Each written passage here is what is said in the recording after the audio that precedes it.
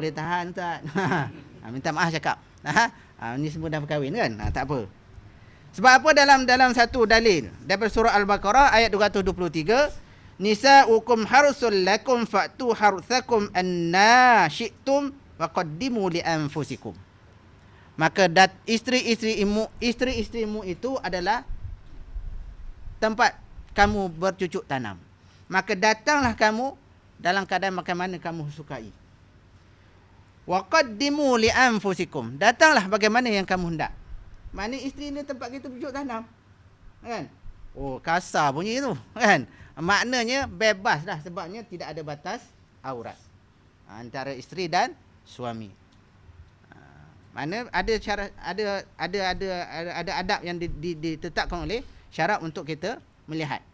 Walaupun isteri, hukum dia makruh pandang kemaluan. Tapi kalau nak pandang ke boleh.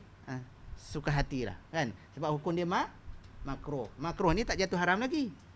Kan? Haram yang kata tak boleh, sebab haram kalau hukum fiqh, kalau kita buat dapat dosa. Kalau kita tinggal dapat apa? Makruh. Dia hampir kepada haram. Kena jagalah. Terpulang pada tuan-tuan lah, saya beritahu. Kan? Mana haram memandang walaupun isteri kita. Iaitu apa dia? Aurat. Seperti hadis yang kata tadi, hadis daripada Siti Aisyah, dia sendiri pun tak pernah tengok kemaluan isterinya, suami dia. Itu Nabi lah. Dan Nabi sendiri pun tak pernah tengok Aisyah. Mana kena jaga. Okey, itu sebab suami isteri, apatah lagi di luar. Ikatan perkahwinan memang confirm haram. Tu kena jagalah. Okey.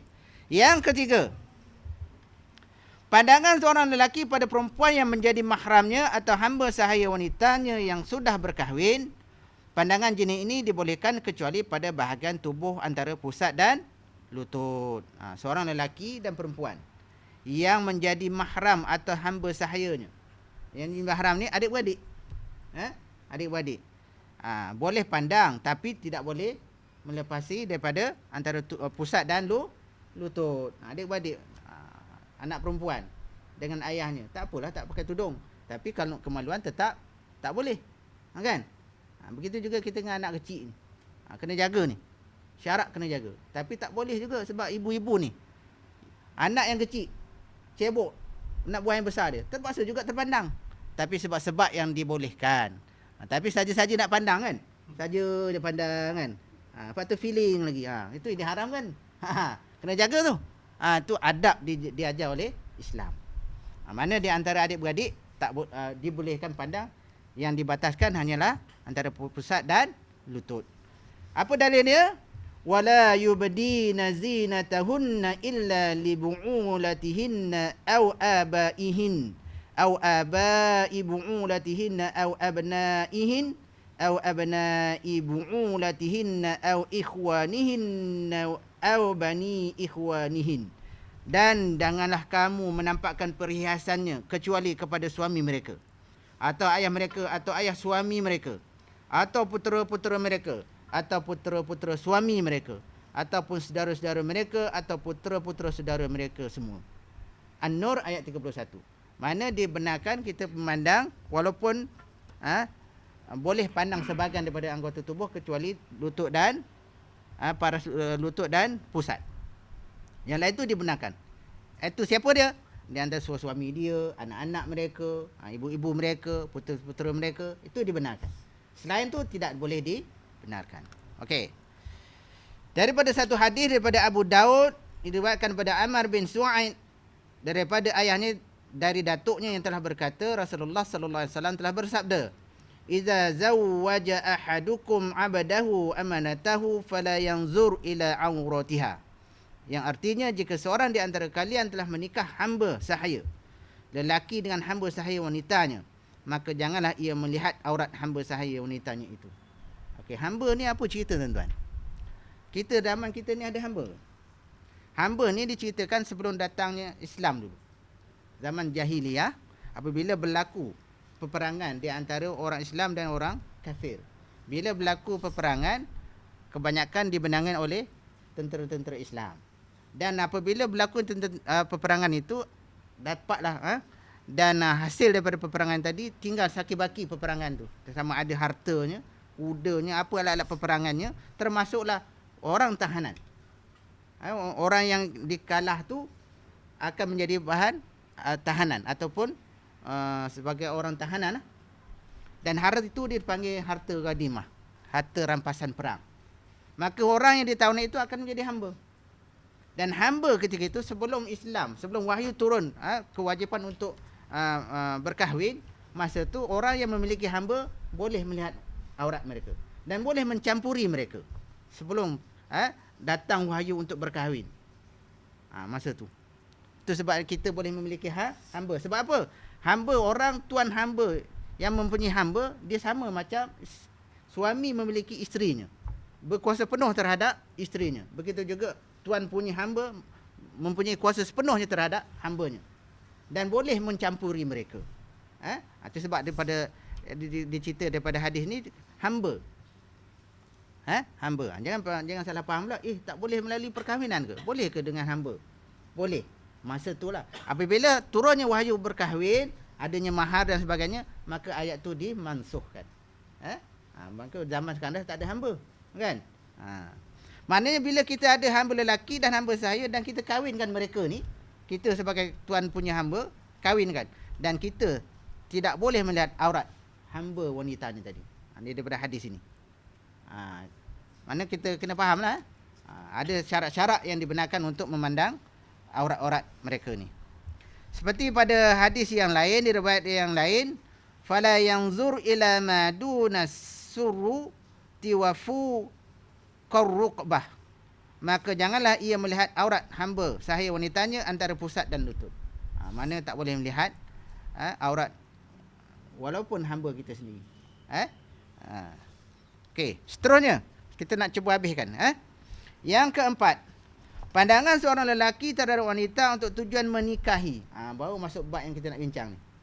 Pandangan seorang lelaki kepada wanita untuk tujuan menikahinya. Hal ini dibolehkan sebagaimana dilakukan pada wajah dan kedua belah tapak tangannya. Mana kalau seorang lelaki berniat untuk memindang wanita, untuk jadikan wanita itu sebagai pasangan hidupnya ataupun sebagai isterinya, maka dibenarkan untuk melihat wajahnya sahaja dan telapak tangannya. Kalau pandang tempat-tempat lain diharamkan. Sebab belum halal lagi kan. Maka dibenarkan untuk pandang wajah dan tapak tangannya sahaja. Okey, daripada satu hadis yang ceritakan tentang kebenaran ni tadi, daripada Imam Muslim, riwayat daripada Abu Hurairah radhiyallahu anhu, ia telah bertutur, aku sedang bersama Nabi sallallahu alaihi wasallam. Lalu datang seorang lelaki dan menceritakan kepada baginda bahawa dirinya telah memutuskan hendak menikah dengan seorang wanita Ansar. Rasulullah sallallahu alaihi wasallam bertanya kepadanya, apakah engkau telah melihatnya? Lelaki itu menjawab, belum. Maka baginda berkata, fanzur ilaiha fa inna fi a'yunil ansari syai'a. Pergilah dan lihatlah dia, kerana pada mata orang-orang Ansar itu ada sesuatu. Maksud dia daripada sesuatu ni Allahu a'lam lah. Mungkin mata dia sepet ke, atau mata yang cantik ke, Allahu a'lam. Tuan-tuan pernah tengok wanita Ansar? Saya pun tak pernah. Mana ada lah wanita Ansar zaman dahulu, zaman Nabi ni. Mana ada lagi zaman sekarang ni. Mungkin jugalah wanita Ansar ni orang yang cantik lah. Mata yang cantik dan sebagainya. Sebab apa? Diceritakan seorang lelaki datang jumpa baginda, dia kata dia nak menikah dengan seorang wanita Ansar. Nabi kata, kau dah tengok belum? Belum lagi. Kalau tak tengok, pergi tengok dulu. Apa tujuan dia? Sebab mungkin ada sesuatu pada mata wanita Ansar ni. Mungkin tak elok ke? Mungkin elok ke? Allahu'alam. Tak diceritakan pada hadis-hadis yang lain. Mana kebenaran Nabi ni tadi dibenarkan melihat wanita, iaitu di mana? Di mukanya. Nabi tak pernah kata tengoklah belakang dia, tak pernah. Sebab itu ada merupakan aurat. Okey, boleh faham ni? Macam tak faham ya? Okey, seterusnya. Yang kelima, saya cuba pendek-pendekkanlah ya. Pandangan seorang lelaki. Okey, yang sampai 4 tadi fahamlah ya, yang dibenarkan oleh syarak. Yang kelima, pandangan seorang lelaki kepada wanita untuk perubatan, yakni mengubat atau mengubati dari penyakit. Hal ini dibenarkan sebatas keperluan yang diperlukan. Maknanya dengan tujuan untuk berubat. Katalah kita ni seorang doktor, doktor perubatan. Bukan doktor falsafah, doktor falsafah bukan dalam perubatan.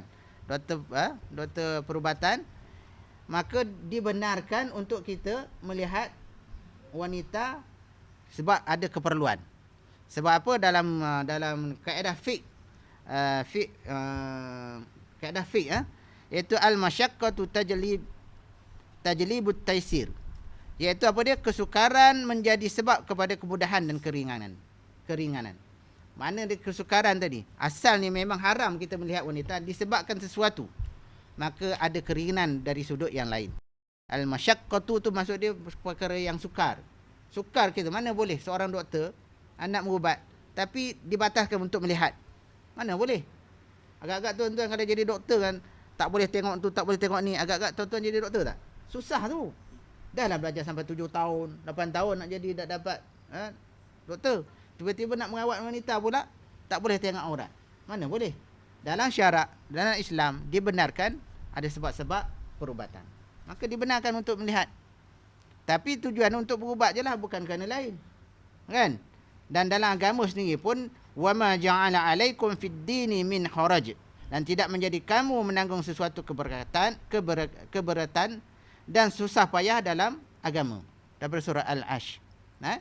Mana dalam agama sendiri pun tak pernah menghalang dari sesuatu perkara yang memerlukan. Mana kita Islam tak susah sebenarnya. Yang jadi susahnya siapa? Kita yang tak faham. Kan? Yang senangnya orang yang faham. Cuba dia faham tentang Islam. Rupanya Islam ini cantiknya Islam. Kan? Dia tak menyusahkan. Solat aku susah lah, nak jaga susah lah. Macam mana aku nak solat, macam mana bila nak bermusafir, macam mana nak solat. Sebenarnya ada kaedah-kaedah Islam untuk untuk nak memudahkan kepada umat dia atau penganut dia untuk nak beribadat. Macam wanita.